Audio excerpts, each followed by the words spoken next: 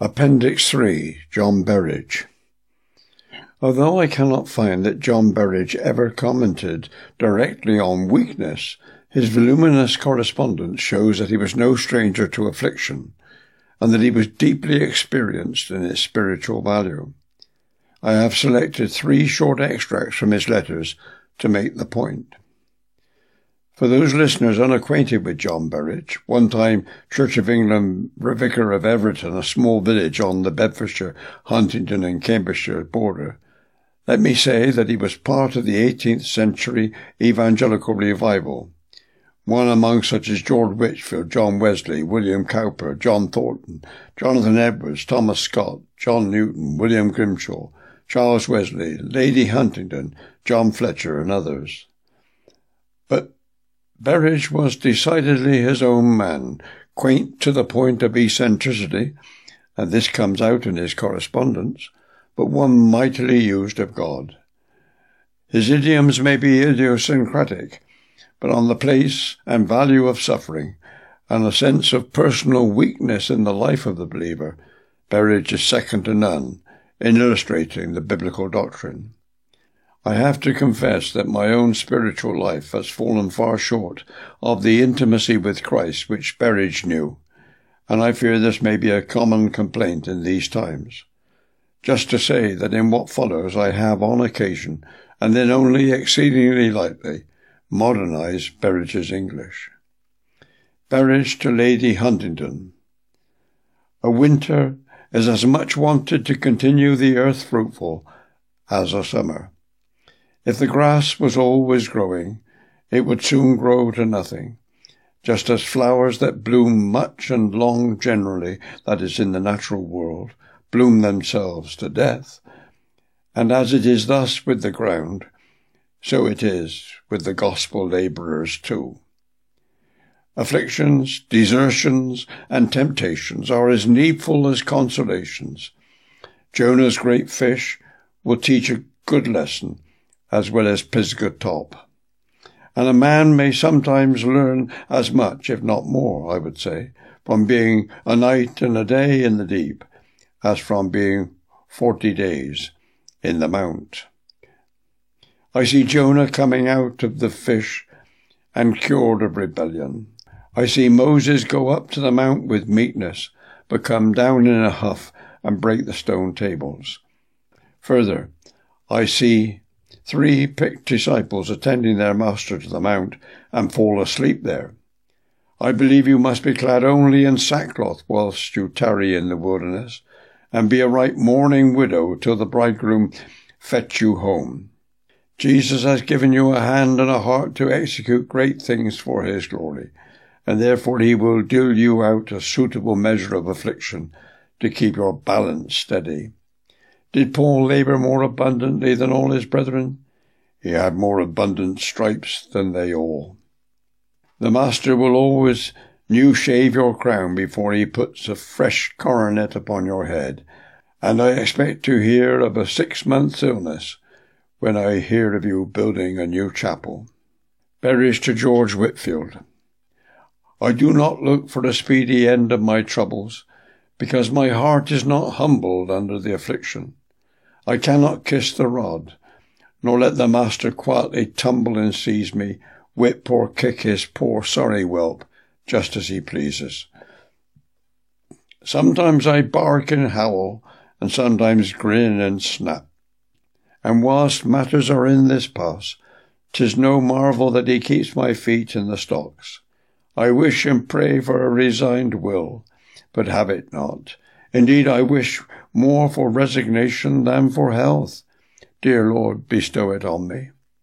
Oh, how churlish is my heart at times, much harder than a lower millstone. Then I sit and squat like some poor toad under a tile, and spit at everything that vexes me. In a moment my heart is broken down with some sweet contrition, and then I get such charming sights of grace, such cheering gleams of love, as make me think I shall never grumble more. But these visits oft are short, and when they end I slide at once from heaven to earth, and downward still to hell, the hell of my own bosom, Weary I am of myself, right weary and ashamed. 11 years at a gospel school, that is, since my conversion, and I have not yet half learned the first lesson of the lowest form. Take up your cross. What a booby! None but Jesus could bear such dunces in his school. 'Tis well for me that he is God as well as man, else I should weary him out, and his compassions would fail. You are returned with a cold and hoarseness, proper medicine after a 5 weeks Pentecostal feasting. We are like children, always wanting the treacle pot. But a wise man says, it is not safe eating too much honey, and therefore thorns in the flesh usually follow close at the heels of heavenly manifestations and succours. These thorns often seem to us a mere dead weight, but prove an excellent ballast and keep our ship from oversetting. When we get into port, we shall drop our ballast, this house of correction. Berridge to John Thornton. My master has been tying me to a whipping post for 4 years, and has chastised me smartly with rods and scorpions. Indeed, they were both sorely wanted, for I have a very saucy will, and a sad proud heart, and was grown in my own conceit almost as good a man as my master. He sent me out to preach, and because he was pleased to do wonders by his word and spirit, I stole all his laurels from him, and girt them round my own temples. But the Lord was rightly jealous of his honour, and has taken me to task roundly, and made me willing not only to throw the pilfered laurels at his feet, but to cast my scoundrel self there. He has lowered my topsail, beaten down my masts, ransacked my vessel, and battered its sides wonderfully, that I am escaped like a mere wreck into haven. I can now feel, as well as call, myself vile, and can submit to lay my hand upon my mouth and to thrust my mouth into the dust.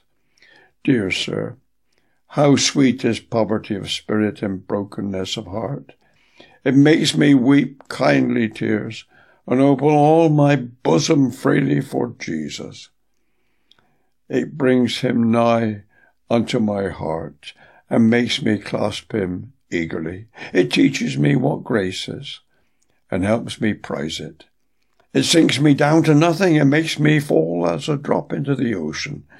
And when I am nothing, Jesus is my all, and fills me, and wins me. Then I become a little child, and my heart is all Hosanna. I could die for Jesus.